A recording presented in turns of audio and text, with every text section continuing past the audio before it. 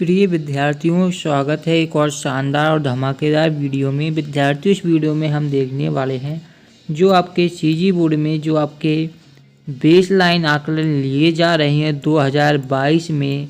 तो इस वीडियो में मैं आपको कक्षा 7 का जो आपका सामाजिक विज्ञान का पेपर है इसका संपूर्ण हल बताऊँगा। ठीक है, यदि आप इस वीडियो को पूरा देख लेते हैं तो आप 50 जो कि पूर्णांक आपका 50 नंबर का पेपर होने वाला है, तो इसमें से आप 50 में से 50 अंक आसानी से लाभ पाएंगे। ठीक है, समय 3 घंटे दिया गया है।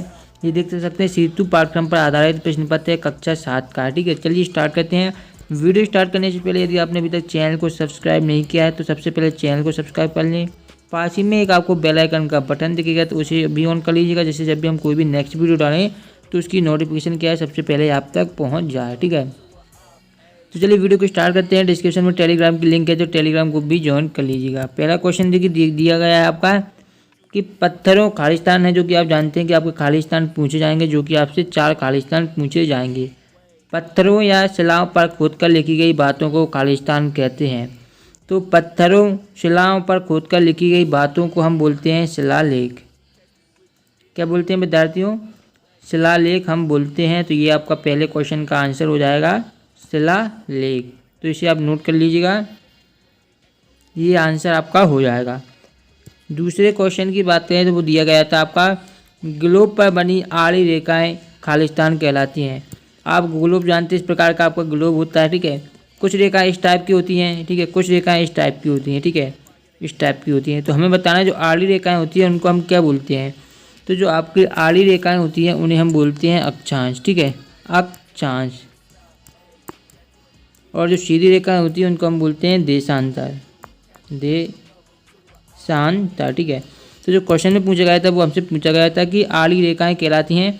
तो आड़ी रेखाएं जो आपकी कहलाती हैं वो आपकी कहलाती हैं अक्षांश। तो ये उत्तर हो जाएगा आपका अक्षांश। ठीक है, फिर दिया गया था थर्ड, जो कि है आपका सरपंच की अनुपस्थिति में पंचायत की बैठकों की अध्यक्षता खालिस्तान करता है। ठीक है, यानी कि सरपंच यदि किसी कार्य से बाहर गया है या वो नहीं है उस समय जब पंचायत की बैठक हो रही है, तो उस स्थिति में सरपंच की अनुपस्थिति में जो पंचायत की बैठक है उसकी अध्यक्षता कौन करेगा। तो इसका आप सभी जानते हैं, सरपंच के बाद कौन होता है? उप सरपंच आता है। तो इसका आपका आंसर आ जाएगा उप सरपंच। तो ये आपने नोट कर लिया होगा, उप सरपंच आपका आंसर आ जाएगा क्वेश्चन नंबर 3 का। अब देखिए क्वेश्चन नंबर आपको जो 4 दिया गया है उसमें आपसे पूछा गया है नक्शे में पानी को खालिस्तान रंग से दर्शाते हैं। तो ये बताने की चीज़ नहीं है, आप सभी जानते ही हैं कि नक्शे में जो पानी को हम किस रंग से दर्शाते हैं। फिर भी यदि आपको नहीं आता तो मैं आपको यहाँ पर बता देता हूँ। तो नक्शे में जो होता है पानी को हमेशा हम नीले रंग से ही दर्शाते हैं। ठीक है, तो मैं नीले रंग से ही आपको बता देता हूँ। तो क्या हमेशा नीले रंग से ही पानी को दर्शाते हैं। उत्तर हो जाएगा आपका नीले रंग से। ठीक है, तो ये उत्तर हो जाएगा क्वेश्चन नंबर 4 का। 4 ही आपके रिक्त स्थान आएंगे, तो चारों के उत्तर मैंने अब बता दिए हैं। अब आपके आएंगे 3 अंक के क्वेश्चन, 5 अंक के क्वेश्चन, तो उनके भी आंसर मैं बताऊंगा। ठीक है, उससे पहले वीडियो को लाइक एंड चैनल को सब्सक्राइब कर दिए। ठीक है, तो मैं आपको 3 क्वेश्चन पढ़ के बताऊँगा, फिर उनके आंसर बताऊँगा, फिर आपको 3 क्वेश्चन बताऊँगा, फिर उनके आंसर बताऊँगा। इस तरीके से मैं सभी क्वेश्चनों के आंसर आपको प्रोवाइड करा दूँगा। ठीक है, तो देखिएगा क्वेश्चन नंबर जो आपका 5वां दिया गया है, आपके राज्य में बहने वाली कोई 3 नदियों के नाम आपको बताने हैं। ठीक है, छठा, इतिहास से हमें कौन कौन सी जानकारियाँ मिलती हैं। साथ में आपकी कक्षा में कक्षा कप्तान का चुनाव किस प्रकार किया जाता है। और 8वां, दिए गए दिशा निर्देश के रिक्त स्थानों की दिशाओं के पूर्ण नाम लिखिए। ठीक है, तो पहले मैं यहाँ पर यहीं पर लिखना है, तो मैं पहले 8वें का बता देता हूँ आपको आंसर। ठीक है, बाकी जो आंसर इनके हैं मैं आपको आगे बताऊँगा। ठीक है, इस क्वेश्चन के बाद जैसे कि आप जानते हैं ये दिशा आपकी पूर्व होती है, ये वाली दिशा आपकी होती है पूर्व, ये वाली होती है आपकी पश्चिम। तो यहाँ पर अच्छी तरीके से बता देता हूँ, ये आपकी होती है पूर्व, ये वाली दिशा होती है आपकी पश्चिम। ठीक है, और ऊपर की आप सभी जानते हैं, ऊपर की होती है आपकी उत्तर दिशा और नीचे की होती है आपकी दक्षिण। ठीक है, तो यहाँ पर थोड़ा सही लिख के बता देता हूँ, ऊपर की उत्तर होती है और नीचे की जो आपकी दिशा होती है वो आपकी होती है दक्षिण।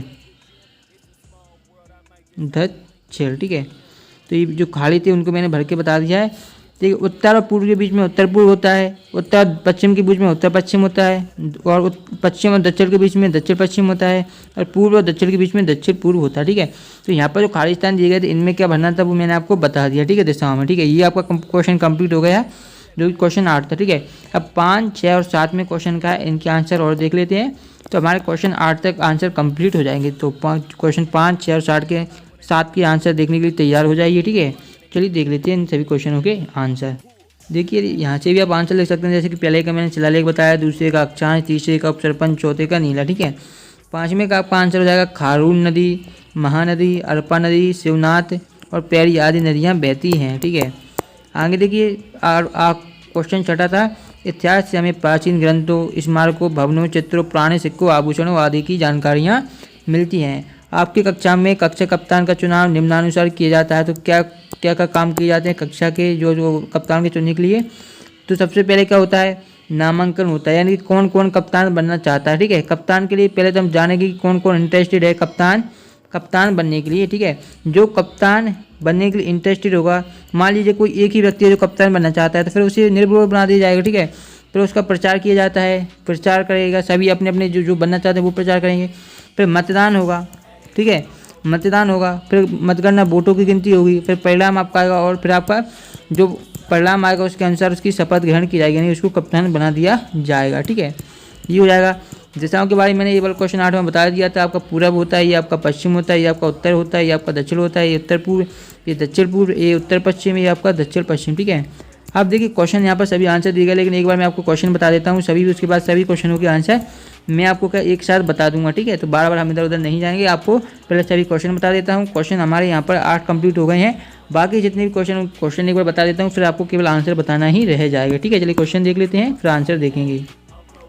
देखिएगा विद्यार्थियों, ये आपका दिया गया है, जो कि क्वेश्चन 8 बता दिया। तो क्वेश्चन 9 आपका दिया गया है, आपको कौन कौन सी ऋतु पसंद है और क्यों। फिर आता है 10वां, यदि आपको प्रधानमंत्री बना दिया जाए तो आप क्या क्या कार्य करेंगे। 5 अंक के हैं। खाने से बाप का दिया गया, आप अपनी माँ के भाई को क्या कहते हैं। ठीक है, तो ये मैं यहीं बता देता हूँ, आपको सोचने की ज़्यादा ज़रूरत नहीं है। देखिए ये देखिए आपकी माँ है, आपकी माँ है। ठीक है, और आपकी माँ है तो आप क्या होंगे, उनके पुत्र होंगे, तो यहाँ पर लिख दीजिए। ठीक है, ये आप पुत्र हैं, ये कौन है, आप हैं। ठीक है, और यहाँ आपका माँ का भाई, यहाँ पर भाई लिख देता हूँ। ठीक है, तो माँ का भाई, आप अपनी माँ के भाई को क्या कहेंगे, तो ये आप अपनी माँ के भाई को मामा कहेंगे। ऐसी सिंपल सी बात है, आप सभी जानते ही होंगे। ठीक है, फिर आता है आपको पानी कहाँ कहाँ से प्राप्त होता है। नीचे देखिए तालिका को पूरा हमें करना है। पालतू जानवरों के नाम लिखने हैं, गाय, बिल्ली, बकरी, भोजन कहाँ मिलता है ये बताना है। पेड़ पौधे और उसकी सुरक्षा के लिए आप कौन कौन से उपाय करेंगे। 15वां है, छत्तीसगढ़ के त्योहारों में बनाए जाने वाले पकवानों के नाम लिखिए। नीचे दी गई तालिका में कुछ रिश्तों के नाम छपे, उन्हें ढूंढकर उनके नाम तालिका में लिखिए। जैसे कि यहाँ पर दिया गया है, आपका तालिका में लिखना है। ठीक है, आपको ढूंढना पड़ेगा पूरा, जैसे कि ये आपका दिया गया है पिता, ठीक है, बहन दिया गया है। इसी प्रकार आपको सभी ढूंढने हैं, जो मैं आपको अंक बता दूंगा, बिल्कुल परेशान आप बिल्कुल भी ना हो। ठीक है, 7वां, यदि आपके गांव शहर में बाढ़ आ जाए तो आपको क्या क्या परेशानियाँ होंगी। चलिए आप सभी क्वेश्चनों के आंसर देख लेते हैं। क्वेश्चन तो मैंने आपको सारे बता ही दिए हैं। ठीक है, चलिए आंसर देख लेते हैं। तो देखिए क्वेश्चन नंबर 90 का आंसर हो जाएगा, ग्रीष्म ऋतु, वर्षा ऋतु और शीत ऋतु होती हैं। ठीक है, ग्रीष्म ऋतु क्या होता है, इसमें ठंडा पेय पदार्थ पीने एवं खाने को मिलता है, माता पिता के साथ घूमने जाते हैं। वर्षा ऋतु में पानी में भीगना व खेलना अच्छा लगता है, घर आंगन के बहते पानी में कागज का नाव चलाना अच्छा लगता है और हरियाली देखना अच्छा लगता है। शीत ऋतु की बात करें, सबसे अधिक ठंडी होती है, ठंडी ठंडी हवा चलती है, जो कि अच्छा लगता है, कोहरा छाया रहता है, जैसे देखना अच्छा लगता है। ठीक है, तो इस तरीके से आपको तीनों ऋतुओं के बारे में लिख देना है। तो क्वेश्चन नंबर 10 का आंसर देख सकते हैं, यदि मैं प्रधानमंत्री होता तो मैं ऐसी योजना का चयन करता जो कि जनता के लिए लाभप्रद हो, देश में पर्याप्त रोजगार के अवसर प्रदान करता है, किसानों को शिक्षित करने का प्रयास करता है, वृक्षारोपण को जागरूक करता है, ऐसी शिक्षा प्रणाली का निर्माण करता है जिससे छात्रों को रटने के बजाय समाज विकसित कर सकें। तो ये आपका हो जाएगा 10वें का आंसर। 11वां हो जाएगा, मैं अपनी माँ के भाई को मामा कहता हूँ या कहती हूँ। ठीक है, जो कि मैंने आपको पहले ही बता दिया था, सभी लोग कहते हैं और जो लड़कियाँ होंगी वो कहेंगी। ठीक है, फिर आता है पानी, कुआं, नल, तालाब, हैंडपंप आदि से हम पानी प्राप्त कर सकते हैं। ये खाली स्थान बने थे। तो गाय का खाती, गाय का भोजन होता है घास, बिल्ली का भोजन होता है दूध और बकरी का भोजन होता है पत्तियाँ। तो ये हो जाएगा आपका क्वेश्चन नंबर 13 का आंसर। 14 दिया गया था, पेड़ पौधों की सुरक्षा के लिए निम्नलिखित हम उपाय करेंगे। वृक्षारोपण पर जोर देना होगा, ट्री गार्ड की व्यवस्था करनी चाहिए। अगर किसी जगह से पेड़ काटा जा रहा है तो हमें उसके बदले में पेड़ लगाना चाहिए। अपने आसपास नए पेड़ पौधे लगाने चाहिए। पेड़ पौधे लगाने के लिए लोगों को हमें जागरूक भी करना चाहिए। अब खंड सा है तो इनसे 3 क्वेश्चन आपके पूछे जाएंगे। देखिए पहला है 15वां छत्तीसगढ़ के त्योहारों में बनाए जाने वाले पकवानों के नाम हैं आपके खुरमी, अरसा, चीला, गुजिया, ठेठरी, फरा आदि। ठीक है। क्वेश्चन 16 का आंसर हो जाएगा हमें क्या है, एक आपको इस तरीके की सारणी दी गई थी। यहाँ पर हमें संबंध छांट कर लिखने थे। 2 मैंने आपको बता दी थी कि यहाँ पर एक मामा हो जाएगा, पिता हो जाएगा, माता, चाचा, बहन और काका, ये संबंध यहाँ पर छुपे हुए थे। आप देखेंगे तो आपको देखने को मिल जाएंगे। लास्ट क्वेश्चन है 7वां, बाढ़ आने पर जाड़ मान की हानि होती है, खेती का नुकसान होता है, लोग बेघर हो जाते हैं, जंगल उजड़ जाते हैं, जंगल में पाए जाने वाले छोटे छोटे जीव जंतु बाढ़ में बहकर मर जाते हैं, मकान ले जाते हैं, जैसे घर में रखे कीमती सामान को भारी नुकसान होता है। तो ये आपका आंसर हो जाएगा, इसे नोट कर लीजिएगा। और इसकी पीडीएफ डाउनलोड करना चाहते हैं तो पीडीएफ डाउनलोड करने के लिए गूगल पर सर्च कीजिए HK टीच, वहाँ पर आपको वेबसाइट मिलेगी, उसे ओपन कर लीजिए और वहाँ पर आपको विजिलेंस सेक्शन वाला मिलेगा, उस पर जाकर आप इसकी पीडीएफ डाउनलोड कर सकते हैं। ठीक है, हम मिलेंगे नेक्स्ट वीडियो में। वीडियो पसंद लाइक जरूर करें, मिलते हैं नेक्स्ट वीडियो में। धन्यवाद वीडियो को लास्ट तक देखने के लिए।